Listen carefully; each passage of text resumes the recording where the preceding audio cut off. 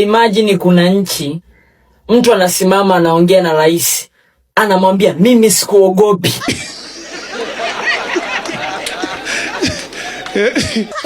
Imagine hiyo nchi ipo. Mtu anasimama mbele ya rais face to face, wanatizamana. Anamwambia rais wa nchi yake kwamba sikuogopi. Mama. Mimi kama John Methu, an adult of sound mind, senator wa kaunti ya Nyandarua, mimi ninakuheshimu sana. Na kuheshimu kama rais wa Jamhuri ya Kenya, na kuheshimu kama amiri jeshi mkuu, na kuheshimu kama mzazi kwa sababu watoto yako ni warika yangu. Lakini hata kama ninakuheshimu mheshimiwa rais, jambo moja tu ujue, nakuheshimu lakini mimi sikuogopi. Rais wa nchi. Imagine Kenya. Do I regret what I said? No, I don't regret. Yaani mtu anasimama mbele ya rais, wanatizamana, anamwambia mimi sikuogopi. Hiyo ndio Kenya sasa yenyewe ambao mimi naijua kwenye katika vyombo vya habari. Yaani mimi tu kumwambia mteja wa Kisinia kwamba chakula kimeisha siwezi. Au ameagiza delivery kutoka Kisinia restaurant, nimwambie kwamba chakula kimeisha siwezi. Lakini mtu anaongea na rais kama anaongea swi na ndugu yake, anamwambia wewe sikuogopi. Na rais yupo anamsikiliza. Imagine Kenya hiyo. Kenya sasa hivi ukimwongelea mkubwa vibaya watu wanakuzimia mic. Yo babu vipi hapo mkubwa huyo aheshimiwe. Unajua? Sasa juzi wanamuaga msibani hapo kwa mheshimiwa Kiarao. Seneta wa hilo eneo kapewa nafasi ya kuzungumza sasa pale msibani. Unajua president yuko pale nini? Akasema hii ndo nafasi sasa ya kuongea ya moyoni. Nimeshaomba sana barabara sipewi. Akaanza bana mkubwa watu babu we unaanza kumkanyagia president, watu akamzimia mic. Hata unipige, hata univuruge, hata ufanye nini mheshimiwa Kenya? Kwani senator wa hapa ni nani? Hata yeye mheshimiwa.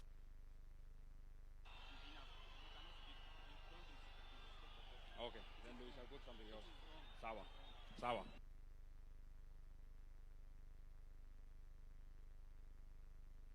Watu wamemzimia senator Mike, katumwa na mtu mkaongea. Huyu hapo mchizi anaongea naye pale, babu vipi mkubwa huyu, babu vipi babu, akamzimia. Senator akasema basi fresh, niwashieni Mike msinizimie, simuongelei president tena. Walipomwashia Mike sasa akaona hapa nakuja na njia nyingine. Umeona ba, nakuja nakuja kama na nyimbo ngonjera fulani hivi mwanangu. Akawa anaongea kibwagizo chake. Hapo nimekuwa nimepiga siasa gani? Anataka barabara mwanangu sana, anafikishaje ujumbe? Anafikisha ujumbe kwa njia ya ngonjera. Hapo nimepiga siasa gani huyu hapo, msikilize mwanangu. I mean, I'm not the first person to tell President na kuheshimu lakini sikuogopi. I mean, you have seen President William Ruto, he himself was telling Uhuru Kenyatta, I don't fear you. Nataka nimuombe rais wetu wa Kenya, tafadhali bwana rais, you shouldn't be the source of threats in Kenya. Wacha kutisha wa Kenya.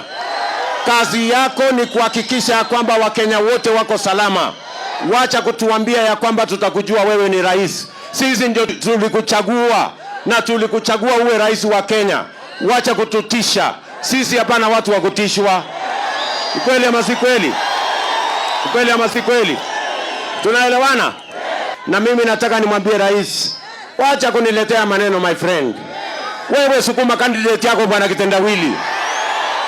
Unaniongelea nini? Sijui kama tunaelewana. Mr. President, please stop talking about me. Talk about your candidate. Tunaelewana? Mtu waambie wewe rais, utuambie huyu mtu wa kitendawili atawacha kungoa reli lini? Atawacha kujiapisha lini? Atawacha kuvuruga Kenya lini? Atawacha mambo ya violence lini? Na utuambie agenda ya huyo jamaa. Wachana na William Ruto. I supported you when you needed a man to support you. If you do not want to support me, leave me alone. With a lot of respect, my friend, Mr. President, please be a decent human being. Kuwa muungwana. Kuwa na shukurani. Sisi ndio tulikusaidia. Wacha kujifanya saizi eti sijui unajifanya nini. Please, amani aje my friend. Sasa eti wewe sasa unaanza kunithreaten mimi. Ati utanifanya nini? Bora usiue watoto wangu. Lakini mimi na wewe Tafadhali tuheshimiane. I'm actually surprised. You've seen the way President William Ruto is laughing. You know, he's very happy on that clip. Now he's the one that wants to lecture us on morals. I mean, if I was wrong then, why was he laughing? Why was he encouraging me? Why was he very happy about it? You've even seen the clips that have been going around. We have seen, because let me tell you, and I want to say this, because it's something that I deeply believe in. As a leader, the first and foremost priority that he must give are the people who have given you that responsibility. You must always think about your people. You must always prioritize your people. I said it on the podium at Old Kalau. It is not my work to clap for William Ruto. That's not what has been provided for in this constitution. You can't see, if you read cover to cover, you can't see a provision that a senator is supposed to clap for the president. But you will see that a senator is supposed to pay oversight on national government. Now, since I have not had an opportunity, and I even said it, Mheshimiwa Rais, unajua mimi sijakuwa na siku nyingi, I have not had an opportunity to see him, and these people who go to State House, I don't know what they keep telling him. Since I got that opportunity, and by the way, it's only that member of parliament disrupted me. I had so much that I wanted to say, especially on projects, because I know them. He came and promised the county aggregation industrial park in Njambini. It was not started. He said that he would give us 250 million. He never gave us even a shilling. He came and promised the St. Luke's water project in Njambini, 1.2 billion. He never gave us even a shilling. He came to Muhone water project in Kipipiri. He promised us 400 million, not even 1 shilling. He came to Kerema water project in Ndaragwa. He promised us 500 million, not even a shilling. He came to Pesidam. He said that it will be done in a year, has not even been advertised. I had a long list of the projects, and it is him. In fact, it's only that now that's why I thought I would be disrespectful. That's why I chose not to be disrespectful. I would have actually played the clips because I have them. Mheshimiwa Ichungwa, you have been abusing us. You have been abusing Rigathi Gachagua. Don't abuse him in parliament. He's never in parliament. Don't abuse him in State House. He never comes to State House. Come and pick the mic and abuse him now. Let me tell you, guy was scared. He was running after the president like a small boy. I have never seen a guy scared like that, but he never even came close to that microphone. Even his name was not mentioned. Speak where? Speak where? He was shaking like this. He was shaking like a leaf. In fact, when they were leaving that function, he was just speaking. Even the ADC of the president was behind Ichungwa. He was not leaving the president. He was moving with him like this.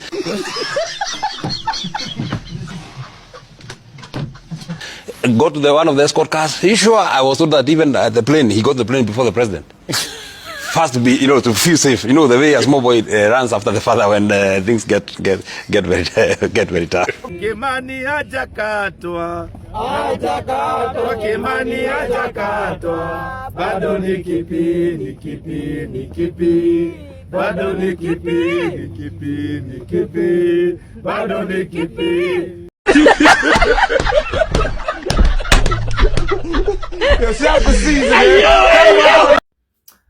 Mount Kenya people from Mount Kenya, Nyandarua, Kirinyaga, Embu, Nyeri, Kiambu, Meru. Nisikize sana kwa makini. Mount Kenya people, listen to this clip and share ifike kila mahali. Na nikiongea hii sina ukabila yoyote. In any case, I'm not from Mount Kenya. But listen to this clip. It's important. And let every cousin from Mount Kenya listen to this. Be very, very careful. Be very, very vigilant. This election, year 2027, if you lose it, if you can't make right decisions so that you elect one of the united opposition leaders aingie Ikulu,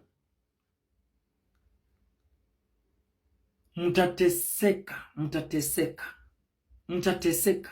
Mimi nimefanya research ya siasa na I can foresee what many of you cannot see. Maybe hii struggle Gachagua wako nayo na Uhuru wameona what might happen going forward. You have been enjoying power kwa upande ya urais, Jomo, Uhuru, Kibaki. Someone is on a mission to dislocate you. You stay far from power in the 100 years coming. This election to 2027 is very significant to your future than any other community in this republic. The unit you have, the spirit of voting munakuanga nayo, ile kumira thuraku, it is carrying a good team. The energy ama the strength ya Rigathi Gachagua is based on the numerical facts ama strength yenye munakuanga nayo kwa kupiga kura na numbers. Musipochunga.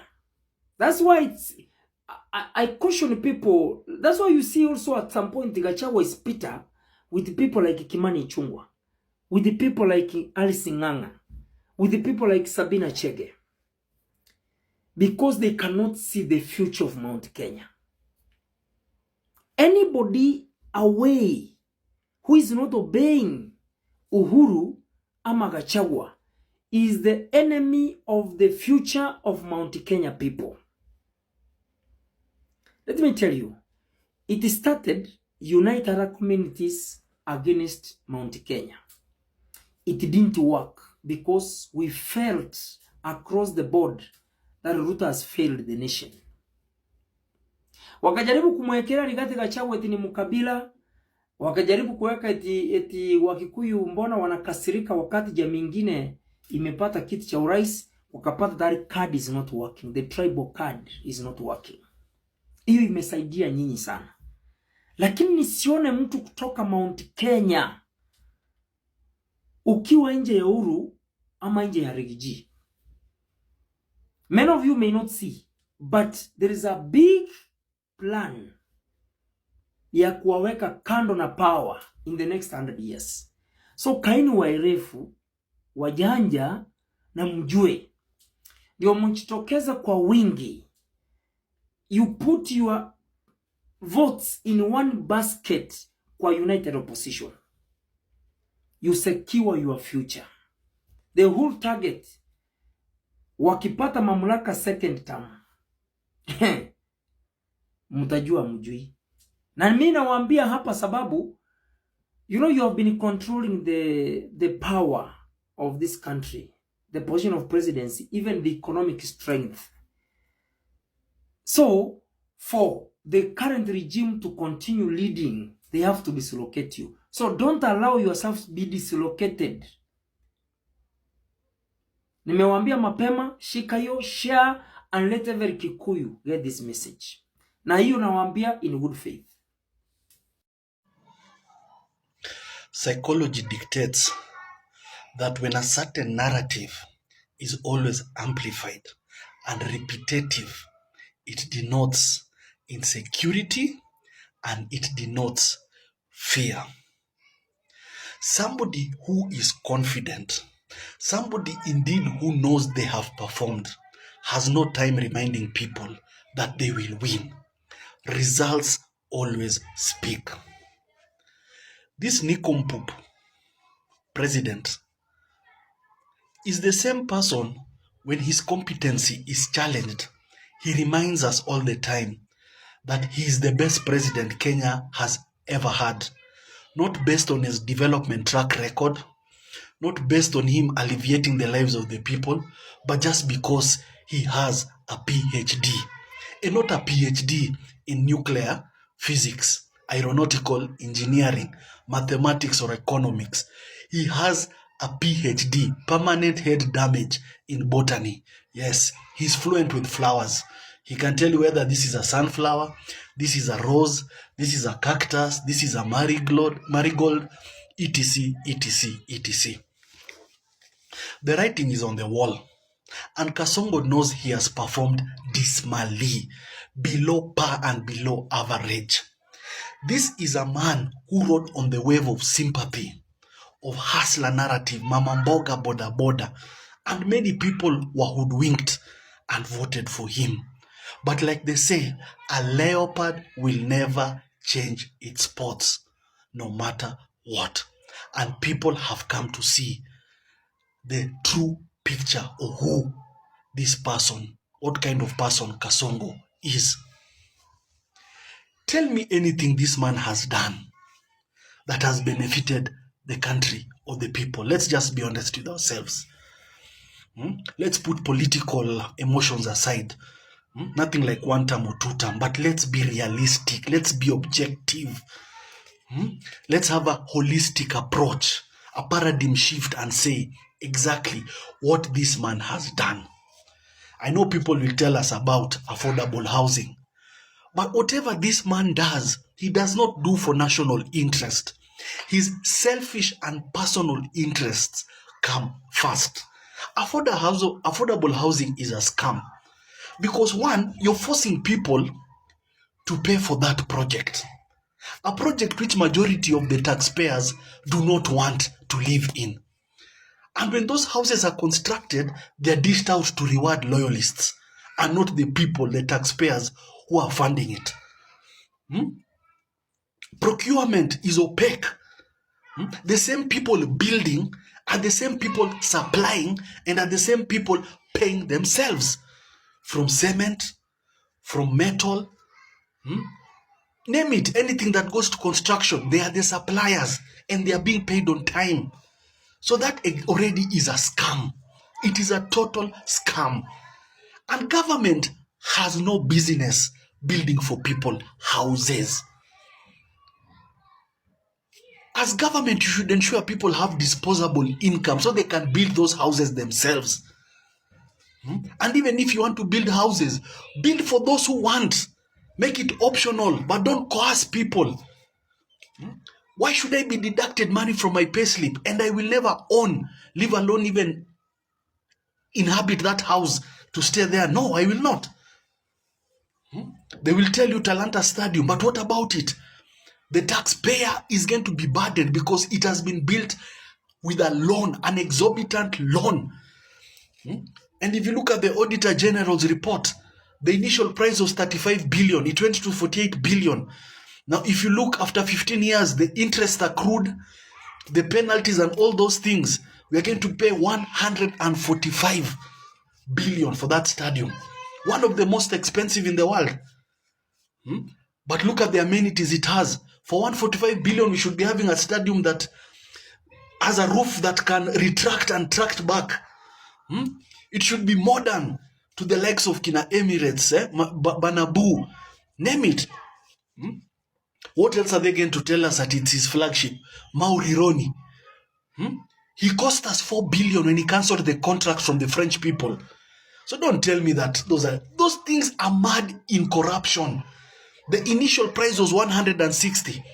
He gave it to the Chinese at 200, inflating 40 billion. 40 billion, yes. And again, we had to pay the French. There's a clause that says if we cancel it for any unforeseen reason, we pay. And we had to pay. So there's nothing this man does that is for us. His own selfish and personal interests take precedence. This is a man who ordered for people to be shot on the leg. He released his security apparatus on young people clamoring for good leadership, governance, and accountability. Then after killing them, you have the temerity to tell us that you will compensate. You cannot put value on life. You cannot. And there cannot be peace without justice. The people who committed those crimes should be arraigned in court, found culpable and jailed. But don't tell us you're going to compensate us. How much will you give? How much will you give? Because we know there is no price on human life. You cannot. Even bride price varies.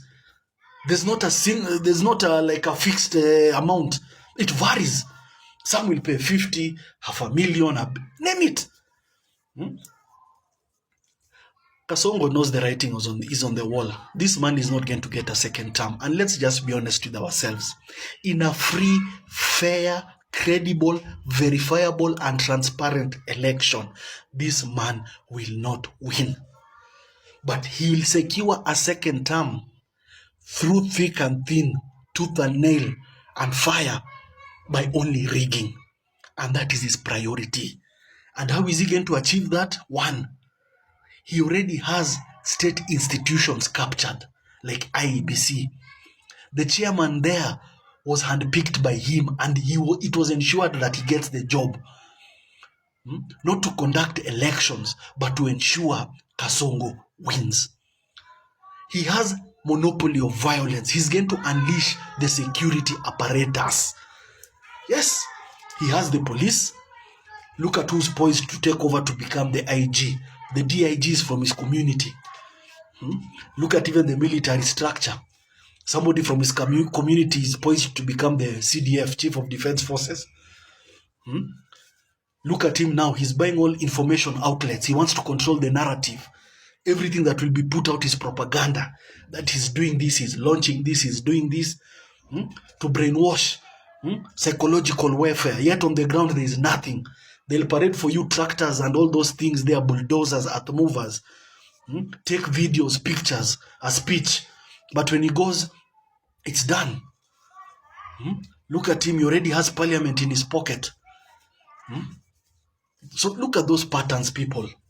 So this man knows very well. He should stop reminding us that he will not win if it is free, fair, transparent, credible, and verifiable. He will only win a rigged election. He's willing to subvert and subjugate the will of the people. And that's the truth. That's the truth. Kasongo cannot win in a free fair. He cannot. Because he has performed poorly, below people's expectations. Runaway corruption. In fact, his regime, in these 5 years it will have been there, makes Moi's 24 years look like child play. These people are eating like there is no tomorrow. They have a voracious and ravenous appetite for public funds. To the point people are hoarding almost 500 million in cash, not even in dollars, in Kenya shillings. And then a phone call is made, that money is taken to somebody's house. If such people are hoarding such amount and they are the small fish, what about the big fish? Mambo ni one term. One term ni jamo. Kasongo must go.